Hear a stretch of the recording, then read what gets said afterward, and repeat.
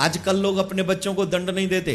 देखिए, चाणक्य नीति में ऐसा कहा गया है, 5 वर्ष तक बच्चे की आयु जब तक हो तब तक उसे लाड़ प्यार दुलार देना चाहिए जम के। 5 वर्ष के बाद 10 साल जो अगली हैं, 5 से 10 मतलब 15 साल तक गलती करने पर उसे दंड भी देना चाहिए। बिना ये सोचे समझे कि 1 है कि 2 है कि 4, उसे दंड नहीं दोगे तो आप उसको गलती दोबारा करने के लिए उकसा रहे हो, प्रेरित कर रहे हो कि आप दोबारा भी गलती करो, हम कुछ नहीं कहेंगे। 15 साल तक की उम्र तक बच्चे को बार बार दंड दो जब जब वो गलती करे, और 15 साल के बाद फिर उसे मित्रवत व्यवहार करना चाहिए, फिर उसे कभी दंडित नहीं करना चाहिए, फिर उसे समझाना चाहिए। अब बोले महाराज इतना क्यों डांटे क्यों? बोले सुनिए, फूलों को जब भगवान के गले में पहुंचना होता है ना माला बन के, तो सुई उनके भीतर से होके गुजरती है, तब वो माला बनते हैं। सोने को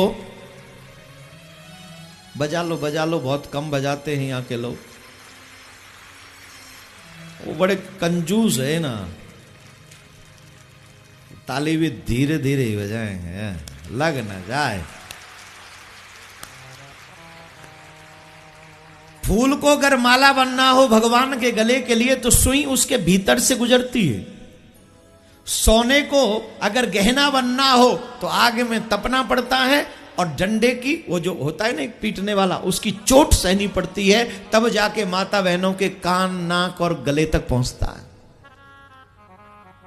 और की तो बात छोड़िए, जिस पत्थर को अपनी पूजा करवाने का शौक है वो, उसे भी कई बार छेना हथौड़ियों से पिटना पड़ता है, उसके बाद मंदिर में जाकर पूजने का अधिकार उसे प्राप्त होता है। हमारे और आपके बच्चे क्यों बिगड़ रहे हैं? क्योंकि हम अपने बच्चों को दंड नहीं देते। हमारा वात्सल्य उमड़ता है, हमारी ममता उमड़ती है, हम उसके अपराधों को क्षमा करते चले जाते हैं, और आगे जाकर वो इतना बड़ा अपराधी बन जाता है कि आपके हाथ से निकल जाता है, फिर वो आपके हाथ में नहीं आता। और आज जितने भी बिगड़े हुए लोग हैं वो मां बाप की वजह से। चाणक्य नीति को अपनाइए।